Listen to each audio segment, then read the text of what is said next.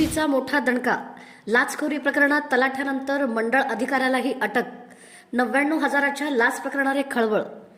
सोलापूर जिल्ह्यातील माढा तालुक्यात लाचखोरी विरोधात एसीबीने मोठी कारवाई करत आणखी एका महसूल अधिकाऱ्याला बेड्या ठोकल्या आहेत। माढा पोलीस ठाण्यात दाखल गुन्हा क्रमांक 81/2026 मध्ये आधी तलाठी सुदर्शन रमेश जाधव याला अटक करण्यात आली होती। तपासादरम्यान या प्रकरणात मंडळ अधिकारी बालाजी गोरख नागटिळक यांचा थेट सहभाग निष्पन्न झाल्याने त्यांनाही 23 जुलै 2026 रोजी अटक करण्यात आली आहे। तपासात समोर आलेल्या माहितीनुसार 27 मार्च रोजी 3 ट्रॅक्टरवर कारवाई न करण्यासाठी प्रत्येकी 33,000 असे एकूण 99,000 रुपयांची लाच मागण्यात आली होती।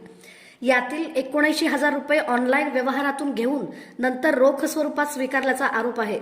एसीबीच्या यशस्वी सापळा कारवाईनंतर या प्रकरणाचा तपास अधिक गतीने करण्यात आला आणि प्रत्यक्षदर्शी साक्षीदारांच्या जबाबातून मंडळ अधिकाऱ्याचाही सहभाग स्पष्ट झाला।